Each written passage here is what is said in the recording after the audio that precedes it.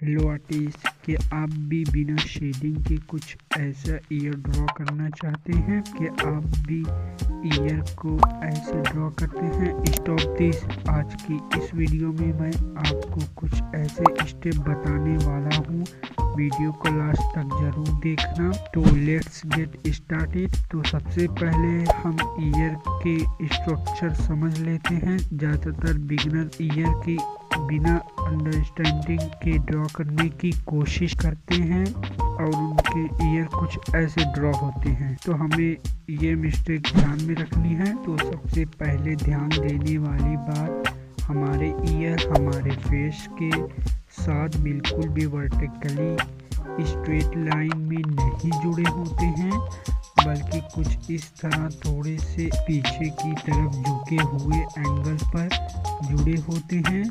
हालांकि सामने से देखने पर यह पता नहीं चलता, मगर साइड से ड्रॉ करते हमें ये हमेशा ध्यान रखना है। अब बात करते हैं कानों की शेप की।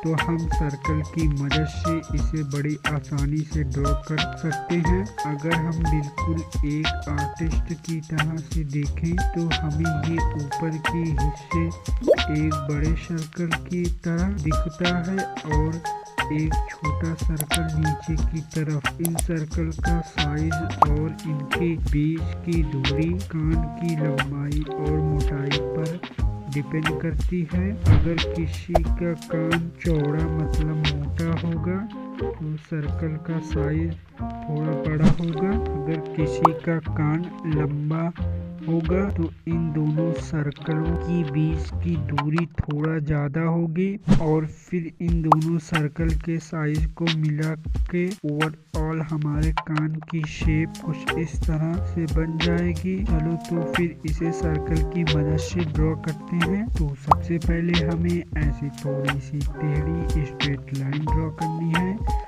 मतलब रेफरेंस फोटो में जिस एंगल पर ईयर फेस के साथ जुड़ा होता है उसी एंगल पर आपको इस लाइन को ड्रॉ करना है। कान की मोटाई का अंदाजा लगाते हुए हम ऊपर की तरफ एक बड़ा सर्कल ड्रॉ करेंगे और नीचे की तरफ, और फिर कान की लंबाई का अंदाजा लगाते हुए नीचे की तरफ एक छोटा सा सर्कल ड्रॉ करेंगे कुछ इस तरह से।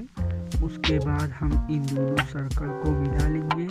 इस तरह हमारी कान की एक बेसिक शेप रेडी हो जाएगी। उसके बाद कान की शेप को रेफरेंस फोटो के हिसाब से ड्रॉ करना स्टार्ट करना होगा। आपको यहाँ से इस तरह से करना है और जैसे जैसे हमें कान में इस तरह के बैंड्स दिखाई देंगे ऐसे ही हमें अपनी ड्राइंग में बनाने की कोशिश करनी है। हमें कान की इस बाहर वाले आउटलाइन को धीरे धीरे रेफरेंस फोटो को ऑब्जर्व करके ड्रॉ करते रहना है और फिर कान के बीचों बीच बहुत ही हल्की वर्टिकली लाइन ड्रॉ करना है। हम ये क्यों ड्रॉ कर रहे हैं? ये हम हेलिक्स को ड्रॉ करने के लिए कर रहे हैं। तो हेलिक्स के बाहर की आउटलाइन ड्रॉ करते हैं। हेलिक्स के अंदर की आउटलाइन छोटे छोटे बेंड्स होते हैं। तो सबसे पहले हम हेलिक्स की बेसिक शेप ड्रॉ कर लेंगे, फिर इसको इरेजर करके बहुत ध्यान से इन छोटे छोटे बेंड्स को बना लेंगे। यहाँ तक हेलिक्स वाला पार्ट थोड़ा और नीचे तक है तो मैं इसे ड्रॉ वैसे ही कर लूँगा। इसके बाद हम ड्रॉ करेंगे ट्रिगर्स को। ये हेलिक्स के साथ जुड़ा होता है, इसको वहीं से ड्रॉ करना स्टार्ट करेंगे और फिर हम जैसे रेफरेंस फोटो में दिखाई दे रहा है वैसे ही इसको ड्रॉ करने की कोशिश करेंगे। इसको नीचे की तरफ से घुमा के ऊपर की तरफ ले जाना होता है, जिससे यहाँ पर एक गड्ढा सा बन जाता है। इस गड्ढे को बोलते हैं ईयर नोच। और इसके बाद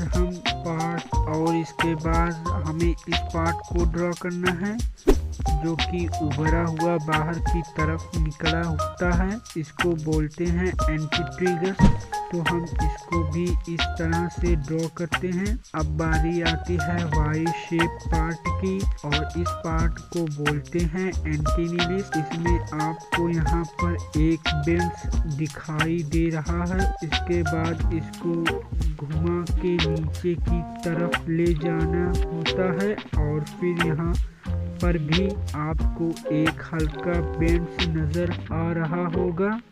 तो इसको भी ऐसे ही ड्रॉ कर लेंगे, और इसके बाद हम ये वाई शेप की आउटलाइन इसको ड्रॉ करेंगे। और फिर लास्ट में एंटीनिलिस की लास्ट लाइन आपको यहाँ पर बेंड्स, तो हम इसको ऐसे ही ड्रॉ करेंगे। इसके बाद हेलिक्स तक बराबर कर देंगे। लास्ट में एंटी ट्रिगर्स की मोटाई दिखाने के लिए यहाँ पर भी हल्की आउटलाइन ड्रॉ कर लेंगे, और फिर कान के निचले हिस्से को थोड़ा मोटा दिखाने के लिए आउटलाइन ड्रॉ कर लेंगे।